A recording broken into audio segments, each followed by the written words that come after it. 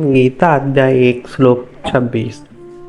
तत्र पश्यत् स्थितान् पार्थ पितॄन् अथ पितामहान् आचार्यान् मातुलान् भ्रातॄन् पुत्रान् पौत्रान् सखींस्तथा।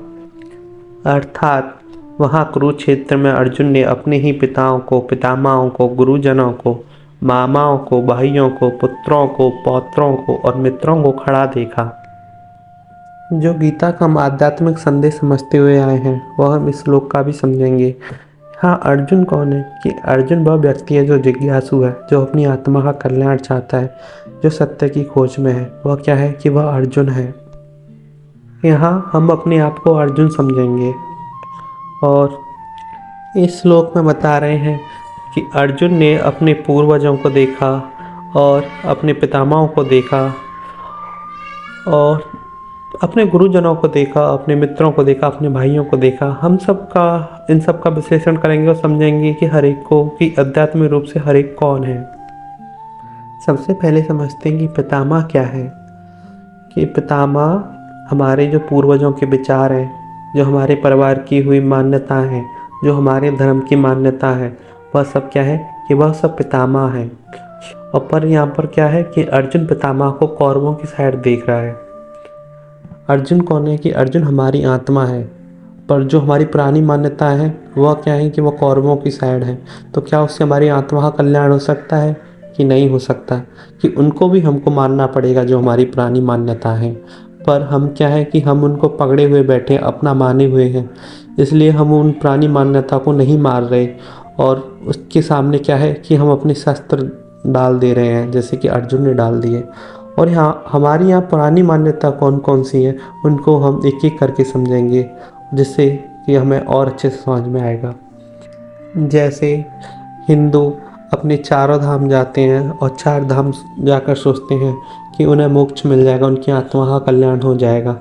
जैसे हमारे मुसलमान भाई हैं, वह अपनी मस्जिद में तेज़ स्पीकर लगाते हैं और समझते हैं कि उनसे उनका खुदा सुनेगा। पर हमारे संतों ने क्या कहा?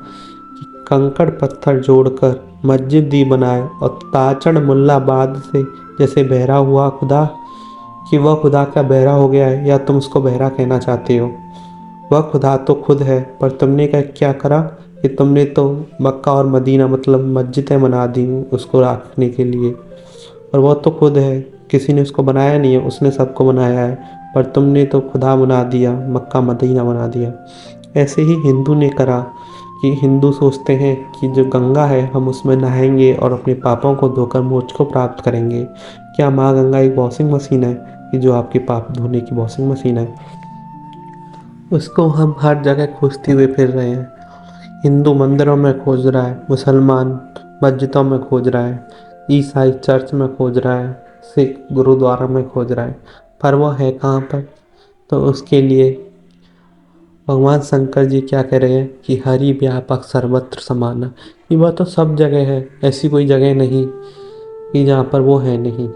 जितनी वैल्यू उस मस्जिद की है उतनी ही वैल्यू जो तुम्हारा घर है उसकी भी है। जितनी वैल्यू मंदिर की है उतना तुम्हारे घर की भी है, क्योंकि वो तो समान रूप में है, हर जगह है। ऐसी कोई जगह नहीं जहाँ नहीं है। तुमने तो मंदिर मस्जिद ऐसे ही अपने फ़ायदे के लिए बना दिए। अगर उसको ढूंढना चाहते हो तो वो कहाँ मिलेगा? कि वो अपने अंदर मिलेगा, वो बाहर इस जगत में नहीं मिलेगा। पर हम क्या करते हैं? हम जो हमारी जो पुरानी मान्यताएं हैं, जो हमारा धर्म कहता है, मतलब जो धर्म हम अपने हिसाब से बना लिए, कि जो हमारे पूर्वज मानते हुए आए हैं हम उनको ही मान रहे हैं। और जो सत्य का ज्ञान है उससे हम आंखें छुपा रहे हैं। जैसे हम मंदिर जाना पसंद करेंगे, मुसलमान मस्जिद जाना पसंद करेगा, पर जो सत्य का ज्ञान है उसको सुनना है, उसको जानना कोई भी पसंद नहीं करेगा। यहाँ जो पितामह है वह क्या है? कि वह हमारे पुराने रीति रिवाज, पुरानी मान्यता है जो अर्जुन युद्ध में देख रहा है।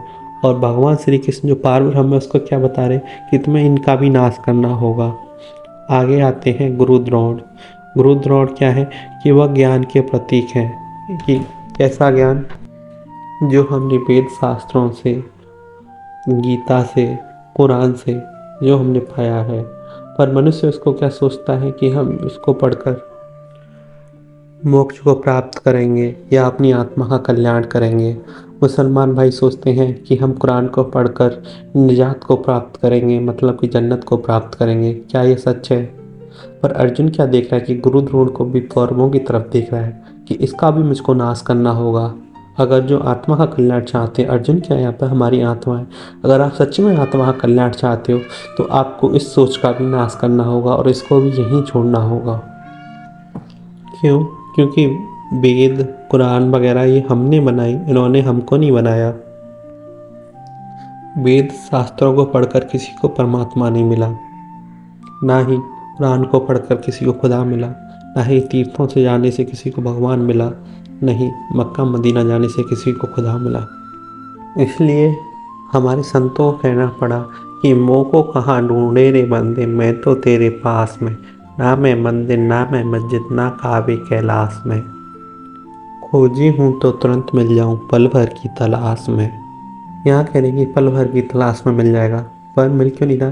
क्योंकि हम जो गलत चीज़ें हैं उनको अपनाए हुए हैं। हम सोच रहे हैं कि जो कुरान है उसको पढ़कर मिल जाएगा, और जो समझ रहे हैं जो हमारे पूरे पुराने रीति रिवाज हैं उनको मानकर मिल जाएगा। पर यहाँ क्या है कि अर्जुन को भगवान श्री कृष्ण दिखा रहे हैं कि जो पितामह भीष्म है और जो गुरु द्रोण है उनको क्या करना होगा कि उनका नाश करना होगा, उनको मारना होगा।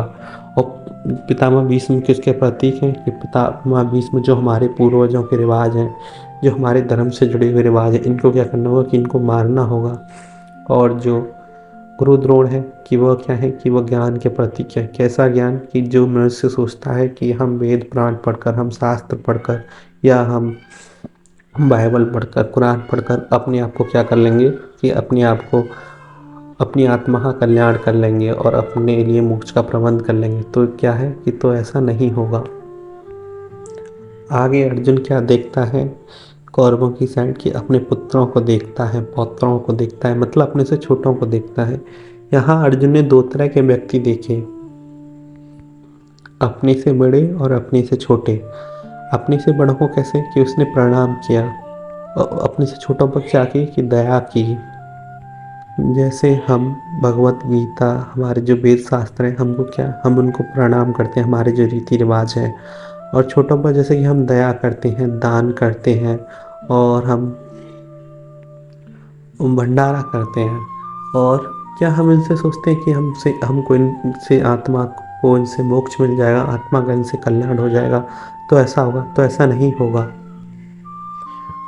क्योंकि आज हम किसी पर दया कर रहे हैं तो इसका परिणाम क्या मिलेगा कि कल को हम पर भी कोई दया करेगा। अगर हम आज किसी के लिए भंडारा कर रहे हैं तो हो सकता है कि आज नहीं तो कई युगों बाद किसी और रूप में हमारे लिए भी कोई भंडारा करेगा, हम उस भंडारे में खा पाएंगे। अगर हम किसी के साथ अच्छा बर्ताव कर रहे हैं तो हमारे साथ भी आज नहीं तो कल कोई अच्छा बर्ताव करेगा। हम पर किसी के साथ बुरा कर रहे हैं तो आज नहीं कल हमारे साथ कोई बुरा करेगा। पर इससे इसका मतलब नहीं कि इससे हमको हमारी आत्मा का कल्याण हो जाए और हमको मोक्ष मिल जाए। क्योंकि रामचरितमानस कह रही है कि करम प्रधान विश्व रचित राखा, जो जस करहि सोई फल चाखा। कि जो आज हम करेंगे कल वो हम पाएंगे। पर दया करने से, दान करने से यह क्या है कि यह हमको मिलेंगे, यह हमको ब्याज सहित मिलेंगे। इस जन्म में नहीं मिलेंगे तो किसी और जन्म में मिलेंगे। ऐसा तो हो नहीं सकता कि हम कभी ना कभी असहाय ना हो। ये तो हम अपनी ज़िंदगी में ही देख लेते हैं कि 10-20 साल के अंतराल, कभी हम बहुत अमीर होते हैं, कभी हम गरीब बन जाते हैं, तो कभी हम दान करते हैं, तो कभी हम किसी से कुछ रुपए लेते हैं। तो ऐसे ही जो करोड़ों युगों जो हमारा जन्म चलना है, तो कभी तो हमको किसी की दया की ज़रूरत पड़ेगी। पर अगर हमने कभी अपने पुराने जन्म में या किसी पर दया करी होगी, जैसे हम आज दया करेंगे और करोड़ों जन्मों बाद हमको उस दया की ज़रूरत होगी तो हमको मिल जाएगी। पर हमने जब दया नहीं करी होगी और किसी को परेशान करा होगा, तो जब हम किसी से दया के लिए मांगेंगे तो हमको जब दया नहीं मिलेगी, बल्कि क्या मिलेगा कि जो हमने पुराना कोई कर्म किया था वही मिलेगा। या तो हमने किसी को डराया धमकाया था तो हमको ब्याज सहित वो मिलेगा, अगर दया करी थी तो वो मिलेगा। पर इससे हमारी आत्मा का कल्याण हो जाए, ऐसा नहीं होगा। हमने इस श्लोक से क्या समझा कि जो अर्जुन है उसने देखा कि जो पितामह हैं, जो हमारे पुराने रीति रिवाज हैं, जो गुरु द्रोण हैं, जो हमारा ज्ञान है, जो शास्त्रों से लेकर इकट्ठा हुआ है, जैसे पुराण वेद पुराण, इन सब से, जो अलग अलग धर्म के अनुसार जिनके शास्त्र हैं। और जो हमारे जो बाकी के पुण्य हैं, जो धर्म हैं, जैसे हम करते हैं दया, दान, पुण्य, भंडारा, इन सब से क्या मोक्ष मिल जाएगा? कि इन सब से भी हमको मोक्ष, हमारी आत्मा का कल्याण नहीं होगा। ये सब क्या है कि यह सब कर्म है, हम खुद ही भोग लेंगे। अगर हम अच्छा करेंगे तो अच्छा पालेंगे, और बुरा करेंगे तो बुरा पाएंगे। पर इससे आत्मा को जन्म मरण का छुटकारा मिल जाए तो ऐसा नहीं होगा। हम इस श्लोक का यही समाप्त करते हैं। अगर आपको जानना है कि आत्मा का क्या कल्याण होगा तो आप इस गीता के इस महायज्ञ में बने रहिए। धन्यवाद।